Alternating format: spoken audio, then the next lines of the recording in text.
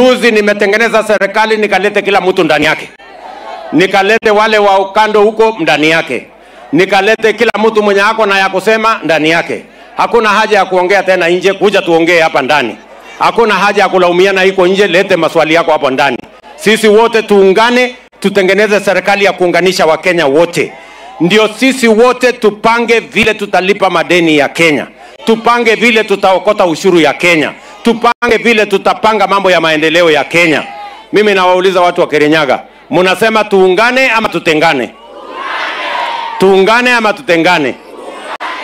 Mnakubali tuunde hii serikali wa Kenya wote waungane?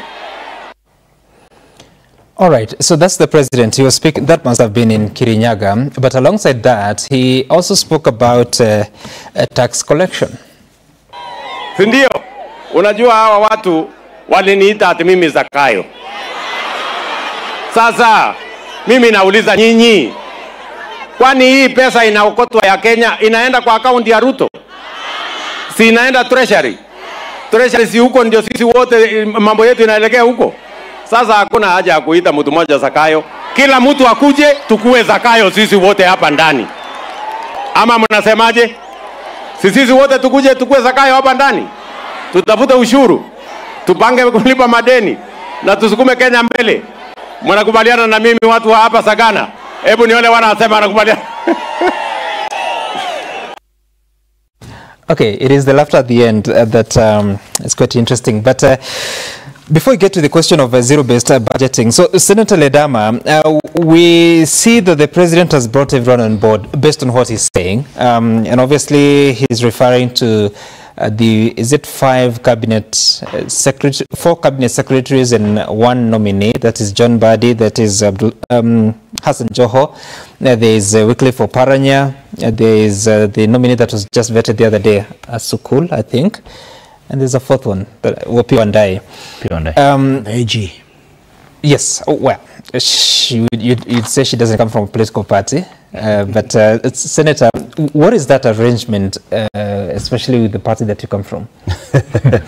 You know what people tend to forget, and you also seem to be forgetting that, is that Ledama Olekina was elected by residents of Narok to be able to check the executive. So if you ask me, what is the arrangement like? Ruto went out there. He has the prerogative of choosing who he wants to be in his government. He got 2 of my friends who are jobless. Oparanya was jobless, Joe was jobless. What is wrong with giving jobless people jobs? Then he went, he got a nominated MP who was not elected by the people. He was given an opportunity to be able to serve. And then he got Opiyo Wandayi. So really, for me, I think my role is very clear. And I don't want us to be able to confuse this. My role is to check the executive, period. And this is what I hope will be able to be inculcated into the minds of all those who are elected by people, that we are not an extension of the executive.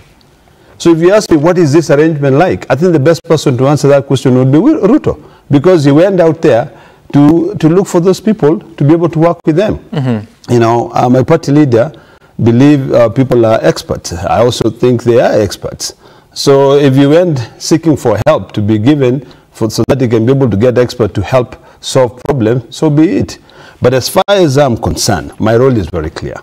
My role is to check government, and I will not, I will not be drumming support for Ruto.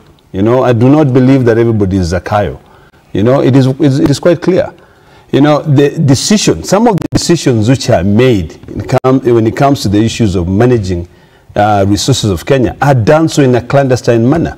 When Treasury goes out there and borrow money from the IMF and from the World Bank and from any other agencies, they do not come to Parliament and say, these are the expenses that we have. We want to be able to borrow this. Please give us the permission to be able to borrow this.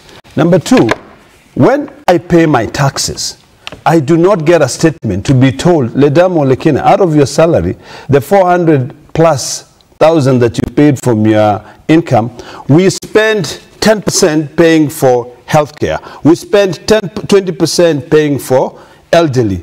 We spend 10% paying for education. The moment we move to that stage, where Sam Gituku, when you pay your taxes, you get a statement that says whatever amount you paid, this is what we spent your money on, is the day when we can be able to bring in accountability, and is the day when I can actually be able to, you know, answer the question that you ask.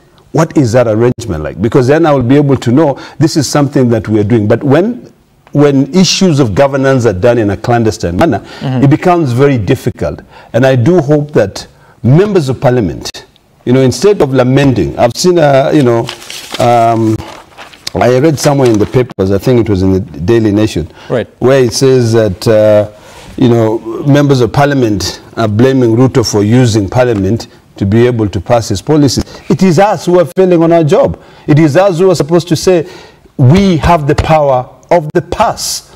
The president has got the power of the sword. So what he needs to do is that the moment we've given him money, and the moment we divide money between the two levels of government, it should be very clear from there. What we need to do is now to follow through.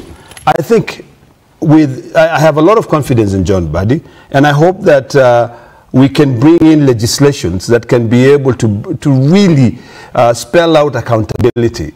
Every Kenyan should know of the taxes that they are paying. What is that money being used for? Right now, if you ask a Kenyan, what is your tax money being paid for? They will tell you it is being used to pay politicians.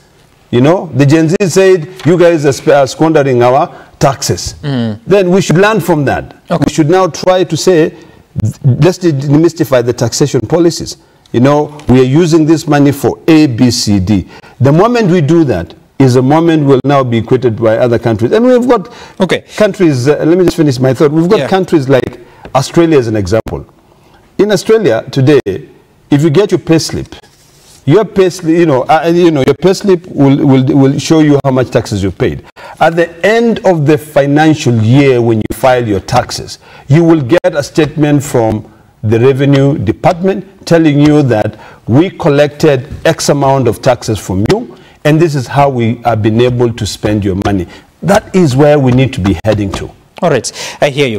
Mheshimiwa Murray, I saw you somewhere. You were in your constituency, I think it was on Friday, but let's listen to the Deputy President because he spoke in Kirinyaga, and this is what he said.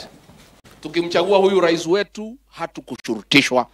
We made a conscious decision to elect President William Ruto as our president because we know alikuwa na mpangilio ya maana. Tumekuwa na matatizo for 2 years.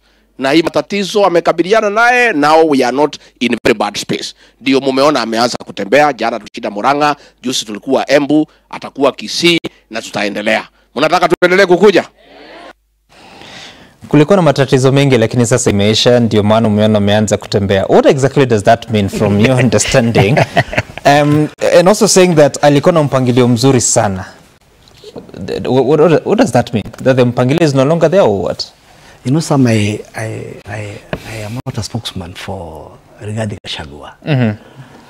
Neither was I in his mind to be able to know exactly what he wanted or even decipher his thoughts. But I think we are living in very interesting times. Politics is evolving each and every day. Democracies, the limits of democracy are being pushed the limit.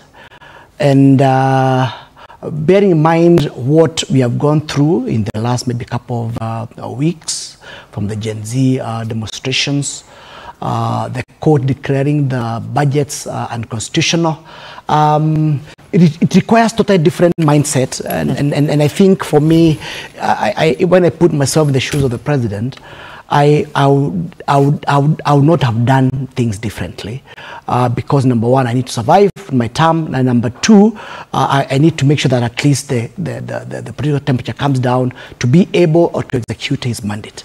But coming to the issue about sorry, that if you were in the shoes of the president, you'd not do something different because he needs to survive the term. So how does that respond to the calls for accountability that people are raising? What I'm trying to mean is this. You know, the governance is not done in vacuum.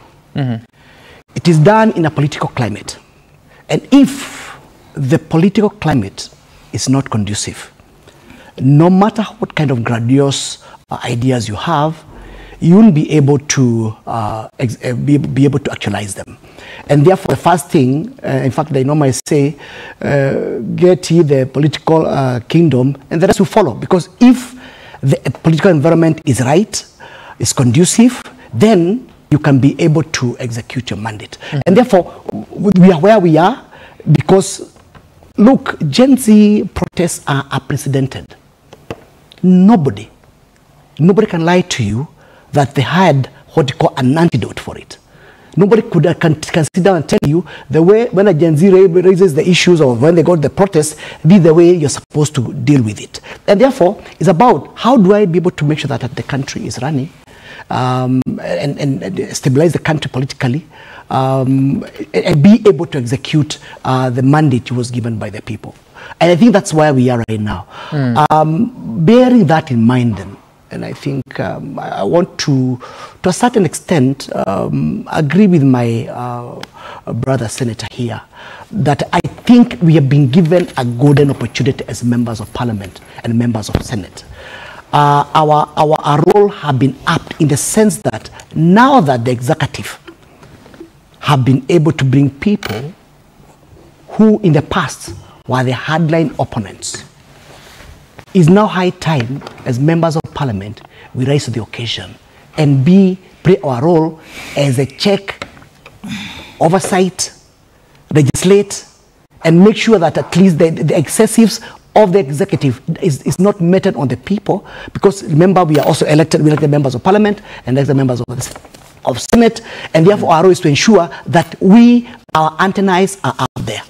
And you see things differently when Mr. Gituku, when things go on, these cannot be able to remain the same. You see a lot of vigilance from members of parliament. We have formed caucuses among ourselves to ensure that we are able to keep the executive in check, purely because right now we have a mongrel, we call it broad-based kind of a government, and therefore and I think you've seen it in the papers today. The majority leader has said no, time to throw bills in parliament for rubber stamping is over. However, here comes a situation where... Is there an admission that it has been happening? Well, maybe not, but I'm trying to say what I think says. The heightened sense of awareness in terms of legislation, in terms of oversight among the members of parliament is at another level. However, you just said something there that you're now forming caucuses. What does that mean? What I mean is that as members of parliament, we among ourselves, we are forming caucuses depending on the strengths of each member of parliament. There are caucuses on education. There are caucuses on finance. There are caucuses on corruption, and you start getting a lot of pushbacks, especially on those kind of issues. Which one do you belong to? I belong to all of them. No, you don't. I belong to most of them. What caucuses are you talking about here? What can I say? I am for you to understand. These are working caucuses within parliament. Working caucuses, they are the ex officio, like-minded members of parliament. They are sitting down to discuss certain issues. For example, we have an issue here about the higher education loans and scholarships. It's a bit. Remember, that's an idea of the executive. The Ministry of Education. I'm just giving you an example. No, a live one. Yes, absolutely. You're forming caucuses. Which one do you belong to? I belong to a couple of them, bearing in mind that I have... Just one, Mheshimiwa. It is not for disclosure here. I think you see it. You see it coming. I just wanted to give you an insight in terms of what you expect as we go along. So bottom line, what I'm saying, like I will give you an example. No, Mheshimiwa, that is interesting. I mean, yes. If you're forming caucuses to public grow vigilance and you don't want to talk about it, I'll tell you which caucus. It's premature. I think it's premature, and I think it's good that you respect my position.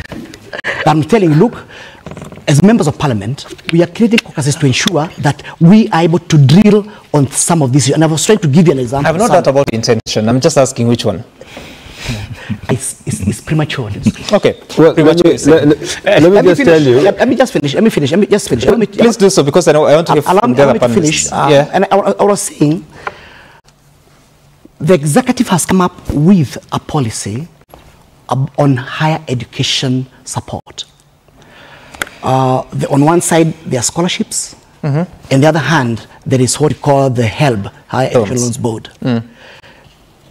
When you read it, the program looks good because they're saying, unlike in the past, when everybody was getting a loan at the university, whether they merit it or not, this time, the scholarship will be given on merit. Now, that information is at the top. But when you go to the ground, you find that people in Gatanga are still doing harambes to be able to take their children to school. So now, as members of parliament, for example, there's that caucus on education. We want to ensure that we make sure that information gets to the people, because why are they doing harambes? It's purely because they do not know how to apply. All right. So they are what you call grandiose ideas up there, but they are not sinking down there. And that's now our role. I hear Mheshimiwa Mureu.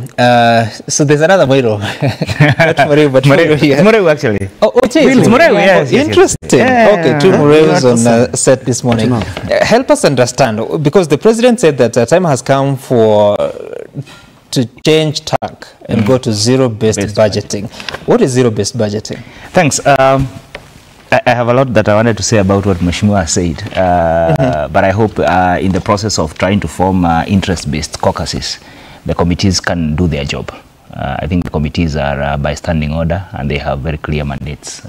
That's our only ask. And it's good to at least there is an admission that Parliament has been rubber stamping things. So let's see them working, because that's critical. Zero-based budgeting. So what is it?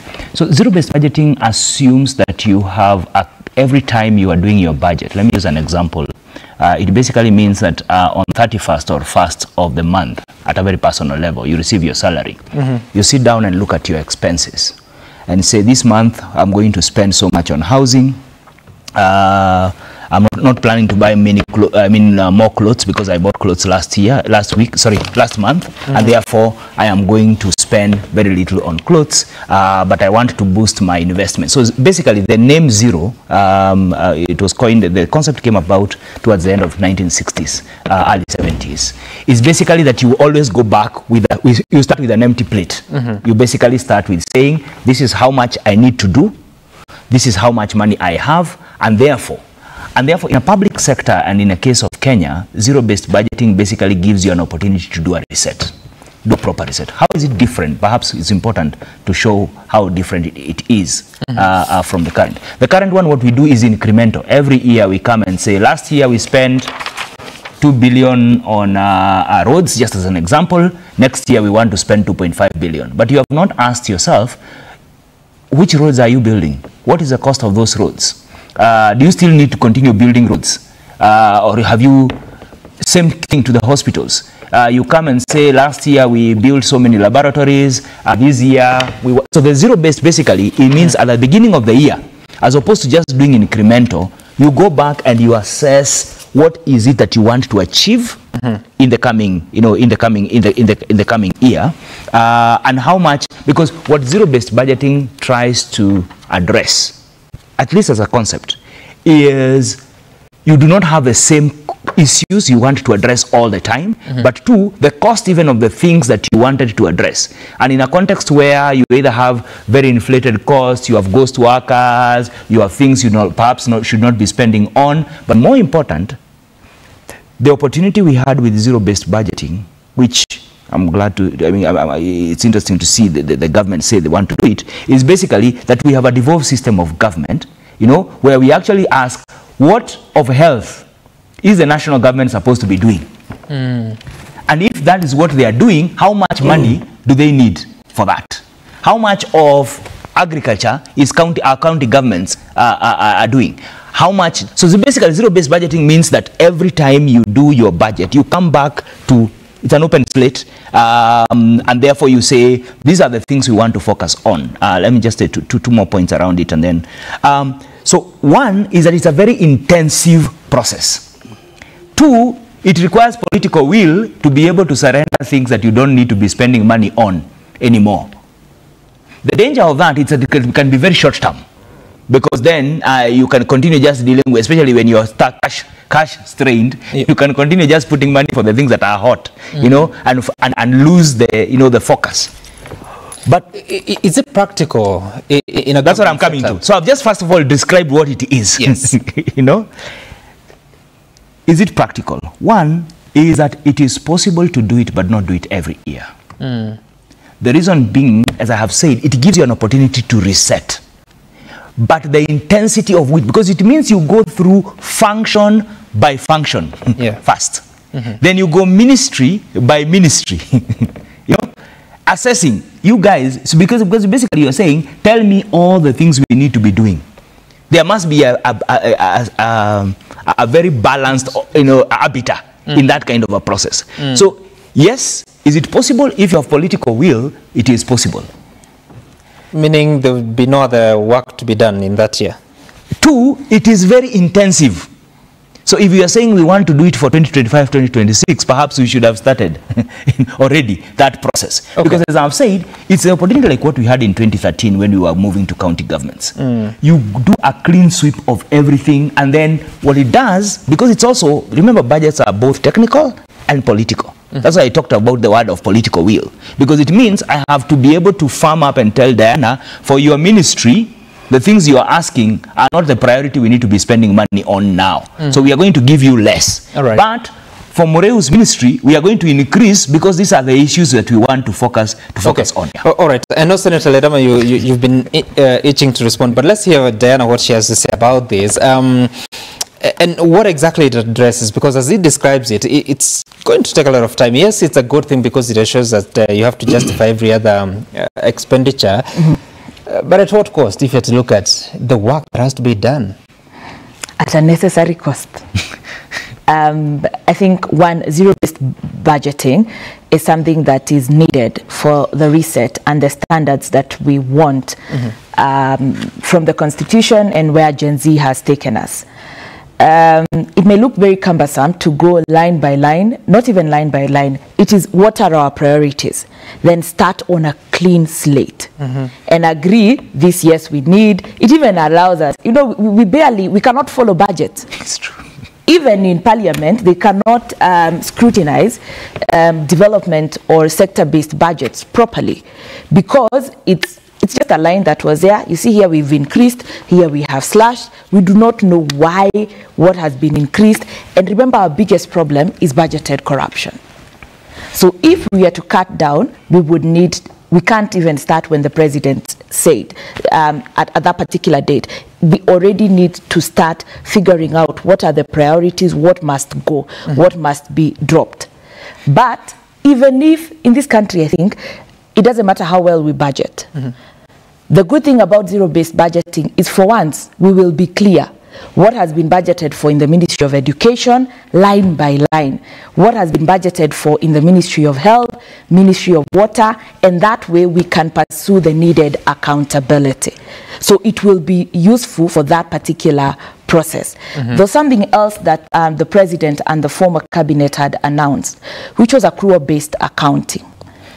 Again, something that would need to go hand in hand with the zero-based budgeting, that we are able to trace every single tax revenue, debt revenue, whatever revenue, and how it is linked to the budget, not the cash-based model of accounting that we are using right now. For that particular process of zero-based budgeting to function, we must retain certain levels of democratic accountability. Honorable Murio here, Honorable Moreu has said that Parliament increasingly will now take up their role of oversight and not a rubber stamp. It will need consistent checks. Parliament needs to continually be checked. That is done by the citizenry, civil society, and the media. The minute that is closed, unfortunately, based on the process of just approving cabinet, we are not sure that Parliament is not exactly a rubber stamp. They have not earned that particular level of confidence. So for us to attain the needed levels of accountability around budget, those sectors must remain open. So the next 2 years should be laying ground for the frameworks we need at the political level, social level, to introduce zero-based budgeting. We have enough capacities within Treasury, for Parliament, within Parliamentary Budget Office, for us to roll out a zero-based budget. Okay. So I don't think it is too expensive. And if the cost of corruption and theft has gotten us here, and there's an opportunity that zero-based budgeting can get us out of that, let us give it our all. Senator, you wanted to say something about... let me just respond to my two colleagues here. I think all of them sort of like have an idea of what all this zero-based budgeting is and how it's going to be able to help this country. But zero-based budgeting in Kenya is a utopian, theoretical sort of like phenomena which politicians just use. And the reason why I say that is because we have institutions which are tasked by the Constitution to be able to cost services. The term here is costing of services. Have we costed our services so that we can be able to come up and say we now want to use zero-based budgeting? Do you know how much it costs to be able to provide free medical care in Kenya? Do we know how much it costs to be able to defend our country? Do we know how much it costs to be able to provide free education for our children? So the first thing we need to do is to respect institution. The Commission of Revenue Allocation is such institution that sits down, goes out there, it's got a clear role. But we've got this indiscipline of not respecting what these constitutional bodies are doing. You know, we've got really expertise in this country. But the moment it comes to Parliament, in fact, even when you talk about the fourth generation formula of sharing of revenue, that one is being advised to us by the Commission of Revenue Allocation. It comes to the Senate. But guess what? We will not go with that because politicians will want to see their counties getting money. Then we'll start introducing things like one man, one vote, 1 shilling. You know, some of us will start saying 1 man, 1 kilometer. You know, so really the issue is this. Is this indiscipline destroying our ability to be able to build our economy? And the answer is yes. We've got institutions like KIPRA. KIPRA is a body that is supposed to advise Treasury. But does Treasury takes the advice that they get from KIPRA seriously? So this issue of talking about zero-based budgeting, for me, it is completely utopian. How much of your money, it comes down to what I was telling you, Sam. Yep. How much is your money is going to be paid to be able to pay for disability services in this country, to pay for the elderly in this country? We keep on saying that we are sending money to the elderly. Have we costed that service effectively? So the first thing we need to do before we come up and give big sort of like terminologies, use big terminologies and tell Kenyans that we're going to use zero-based budgeting. We need to ask ourselves, first of all, which financial statements are we relying on that have been approved by Parliament? Is it the current one or is it 2021, 2020? What is the base? There's now this argument where the government is saying, in fact not saying, they have already used the National Assembly to amend the Division of Revenue Bill. And you know that when you talk about the Division of Revenue Bill, by the time we come into the Division of Revenue Bill, there's a budget-making process that talks about the formulation. You know, when we were just at the point of execution, and then we were caught up with this quagmire of the Gen Zs, then now we want to say, no, because of all these things, and now because some of us, and I mean some of us, not me, are lying to the new administration, are saying, oh, because of what has happened, guys, we need to really sit down and do certain things. No. The key most important thing is, number one, can we cost these services? Number two, if we are talking about the issue, and I like what Diana said, is that when we talk about moving our accounting systems you know, from a cash base to an accrual system. Is it something that is a prerogative of the National Assembly? No, it is not. Because currently, if you look at it, most government institutions, which are aligned to the national government, like these MDSs, they use the accrual basis. You know, county governments use the cash accounting system. And it's only because we have not been patient and we have not been there to accept the role of the Commission of Revenue Allocation in terms of advising us. So the issue here, and the one term that I want us to be able to drill into everyone's head, is the costing of services. Let us cost our services first, so we know how much it costs. But actually, sorry, Sam, I actually wanted to say that's the starting point of zero-based budgeting. Exactly. Because the only way you start, and I agree with you, Senator, I don't think we're actually talking of the same thing. The question is the political cost of do the people who have the power actually want things opened up? Because what zero-based budgeting will do when we do it properly, we are going to open up the whole discussion. You know, and as I give an example, take an example of health. We are going to say, what do we want to achieve in terms of health outcomes, which is the program-based. You know, what health outcomes do we want to achieve? How much do they cost? Who has the responsibility of what function, of what role in that? And you might find that perhaps a lot of money that is at the national government should not be at the national government, you know, should be at the county level, you know, and in others, we come even to, you know, things like what the members of parliament have been responsible for, which I think they need to stop being responsible for, projects through CDF, and ask ourselves, is that the most efficient way, I agree with you know, of delivering public services? 100%. You know, you cannot oversight the same thing you spend on. Exactly. You know? So we say that one, first of all, needs to go, you know, then it's so that it's a part of the pool, so that then we start going towards efficiency. So if we are going to push this, we must be ready to open up the entire conversation. So it will be real zero-based. Allow me to just also to just throw in my comments on zero-based budget. Number one, so long as it is within the realms of the law, I think is welcome. And why? Because budget making has been historical. And as you saw about like 2 years ago, people were asking, oh, you mean before there were no budgets? Or you mean before there were no finance bill? Yeah. I think this country is moving forward. Citizens are becoming responsible of their own countries. They are no longer folding their hands, waiting to be told. They are unraveling those volumes and volumes of papers. And therefore, one of the advantages of zero-based budget is to give us what you call transparency. And I give you a good example.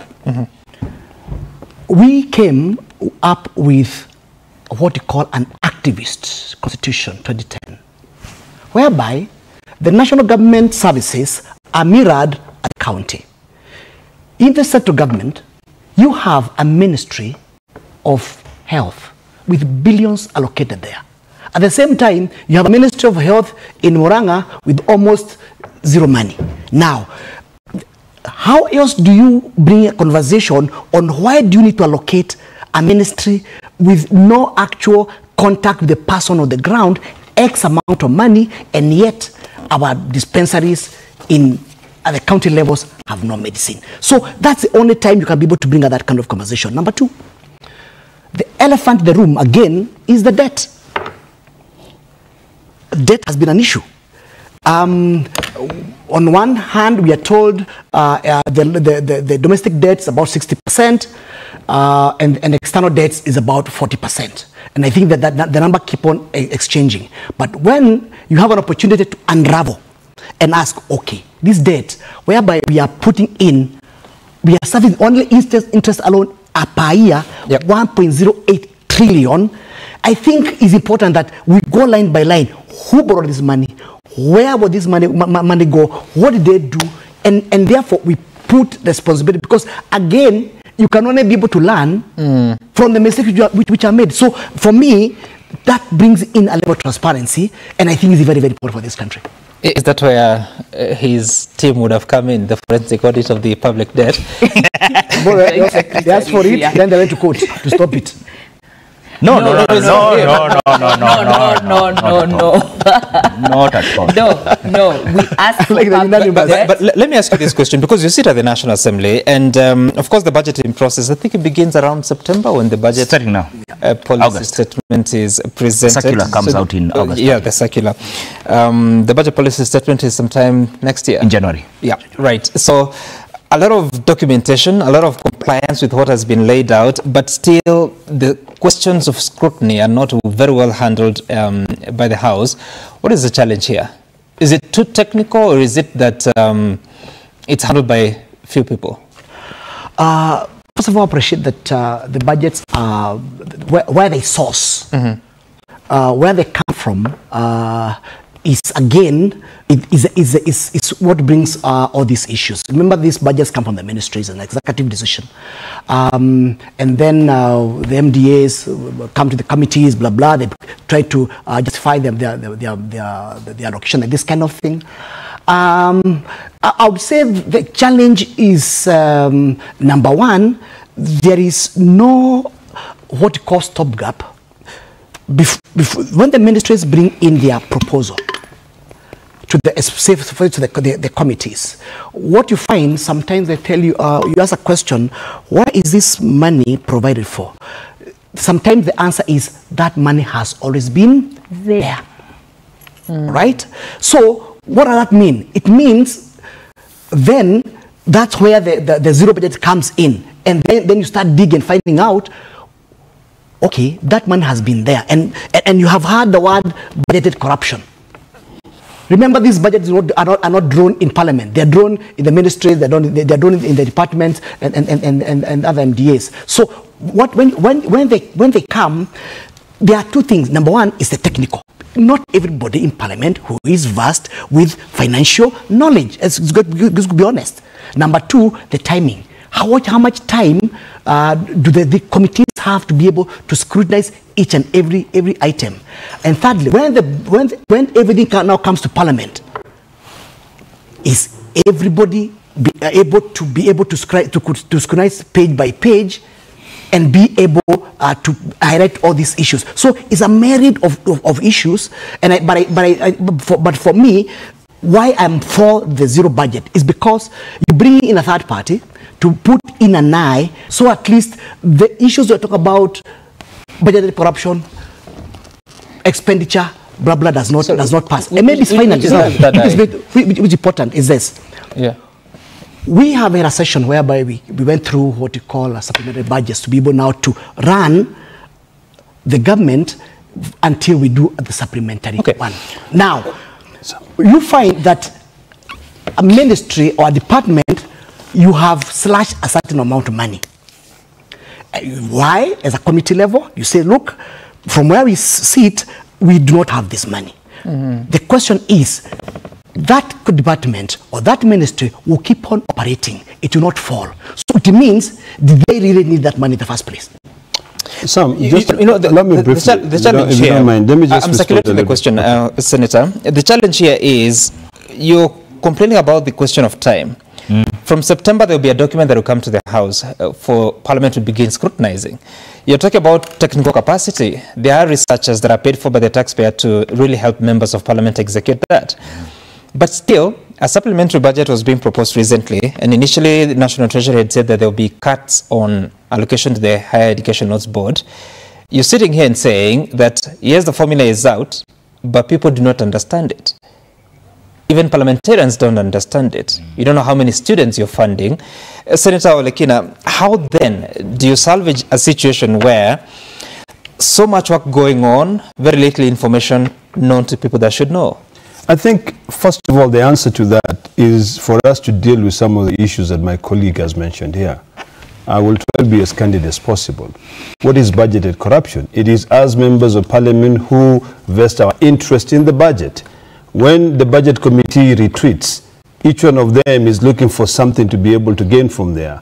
You know, there's a road, there's a hospital, and then they look for their own companies to be able to do the job. That is the truth and nothing but the truth. Number two, the technocrats, the Treasury Department, normally the laziest people you can be able to find on this earth. Because what do? If you read the budget policy statement, it is cut and paste of the previous financial year. You cut and paste and you're able to put it there. Number 3, it's the issue of the devolved functions that my friend has spoken about here. The Intergovernmental Relations Committee, we are now changing it into Intergovernmental Agency. He's just an agency there, you know, by statute, but he has got no teeth to be able to bite. So we have not devolved our functions as we're supposed to be able to devolve them. You know, what happened to the idiom that form follows functions? You know, in this country, the executive wants to control everything. If you look at the budget allocation to the Ministry of Health, and remember the Ministry of Health only deals with issues of policy and level 6 hospitals. If you go to level 1 to level 5, that is a prerogative of the county governments. But if you look at the budget allocated to the Ministry of Health, the donor funding in the Ministry of Health is in trillions, to tell you the truth. It's a lot of money. You know, so that's where the budgeting corruption comes in. That is where in the Ministry of Health, and I remember telling the former cabinet secretary that she would not last there because, you know, when you come in and you think that you can just control county governments, you go to county governments and you tell county governments, like, listen, we are now going to be able to fund the community health workers. We will give you 50% of that money. You know, and then you have to bring in 50% of that money. You said that donor funding at the Ministry of Health is in trillions. It's a lot of money. I mean, maybe not really trillions, but it's in... How come it doesn't land in the budget? Well, it doesn't because... Okay, for 2 reasons. Billion. You know, donor funding comes in all different ways. It comes into the money that is used to buy mosquito nets. It is used to buy into the issues of, you know, infectious diseases, medications like for malaria, for TB and all that stuff. So if you calculate that, it's in billions and billions. So the question billions. I'm asking, and I think Dr. Rugo, you can help us understand. So let me finish my thought I'll here. get back to you, Sean. No, I will lose my thought. Okay. Because when you come back again, I'll lose it. Okay. The issue is very simple. Yeah. You know, what do we need to do? We need to give truth to the Intergovernmental Agency, well, not agency per se, but it's right now is a committee, so that all these devolved functions can be able to go. You ask about the budget making process. The budget making process, as it kicks off, unless we are able to know that this is how much is supposed to remain with the national government. You know, my colleague talked about the issue of debt. Do we really know how much debt there is out there? When the president comes in and says that he's setting up a committee to be able, a task force to be able to audit the debt, what does that mean to the treasury, which is the one that is borrowing it? Ask the treasury to just give you a statement. This is how much we've borrowed, because they're the ones who are borrowing it in a clandestine manner. So there's a lot of indiscipline. All right. You know. Dr. You can call me Dr. Moreu. Moreu is my father. But not this one. Dr. Rugo. So, call me Daddy. Daddy. He suspects that there are trillions at the Ministry of Health. But the grants, I think, for the current financial year is about 51 billion. Correct. Yes. So all those other issues, are they captured? Is everything captured in the national budget? So I think it's important to appreciate that, first of all, you have 2 types of funding. You have funding even from, assuming it's from external. You have funding that comes on budget. On budget funding, you have things like resources that come from institutions like the IMF, the World Bank, a number of bilaterals. But you also have a lot of other organizations that do not necessarily fund on budget. I have here in mind a lot of the UN agencies do not necessarily fund on budget, but they fund directly. You know, so some of it comes as appropriation in aid, grants. So yes, the funds, including what even NGOs and other non-government organizations, it's quite some colossal. But what we are talking about here is, and what is of interest to us, is the money that is taxpayer collected. Grants about 50 billion. It has never gone so much. But the debt, which is also tax money, because it's tax in the future, how that resource gets spent, because that one, we have a full responsibility to get an we have a right to get accountability for how it is spent. And I wanted to perhaps disagree a bit with the 2 members of parliament and say, from where I sit, we have information that is sufficient to be able to make the right decisions. If you read, for instance, the reports that come from the Parliamentary Budget Office, sometimes they're even more radical than what we produce out here. I read them, I consume them a lot of the time. They sometimes move very firm positions remember 2 years ago, 2022, they are the ones who basically made the budget committee agree that we cannot have a deficit that is beyond 400 billion. Because that was the only window we had. But that report was actually tabled in the House. But how it happened that between the tabling and the withdrawal of the report and the tabling of a new report and the election, so that then let us push the problem somewhere else, which is to say the rubber stamping, the political sleeping, and just not taking their responsibilities seriously, because technically, even the reports that come from the Treasury, there are many things we have pushed them to improve. But today, the Treasury website is perhaps one of the most detailed websites. There are a few things we still want them to produce, a bit more in detail, especially around the non-financial information, which basically means if you allocated 10,000 shillings for payment of books, can we know how many books were actually bought? All right. Because that's critical. So I think for me that's central to us moving this discussion forward, so that everybody takes their responsibility, and if they want more information, we are more than willing. And Kenyans are more than willing. What are you saying on? Sorry, Diana, Senator. That there is no technical information available from the professionals to be able to make decisions. We didn't say that. No, that's what he said. Oh, he said that. Sorry, I'll bring back Diana, tell me, if this is a policy to be adopted at the national level, would we have the capacity to embrace it at the county level?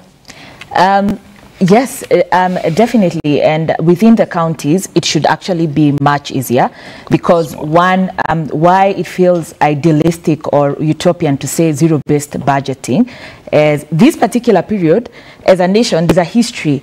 Debt, for instance, we cannot just shift and come and say it's no longer, it would appear as anyone's priority. If you ask anybody who needs essential services, when we are creating those objectives, debt won't appear there.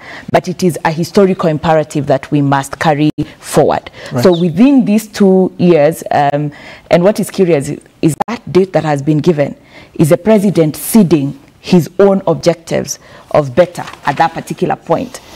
What's the convenience? Because the executive is very, very responsible for the traditional budgeting mechanism. It allows them certain leeway. They come and make a few changes based on their own priorities. Are they willing to cede that? I am not very, very sure. But I do agree, if we are to do that, it would also happen at the county. At the county level, it wouldn't be as difficult. Yep. If anything, what we expect is the transfer and unbundling of functions at the national level. Remember that particular process, there has been a lot of back and forth, right. The national government clinging onto that. I imagine it's a process that the counties would embrace and say, this is what our functions are. These are the resources we would require. As we open up and move to zero-based budgeting, all the issues that are being raised, what is this? Why is the national government still controlling fertilizer, mosquito net? It is something that should apply for both levels of government. All right. And we are a devolved system of government. Any revenue and expenditure must, processes and accountability must cut across the two levels of government. Okay. For us, we're in the accountability space. We start our work with our limited resources. Not embrace it blindly. Not embrace it blindly. If anything, start opening up the budget process starting now. All right. Yeah, so that we focus on the expenditure side, not just the revenue that feels seemingly looks painful, that the finance bill is painful, but the real pain is in the expenditure. Mheshimiwa Murui, you'll have the final word. Let's listen to something you said in Gatanga just over, I think it was on Friday. Let's watch this.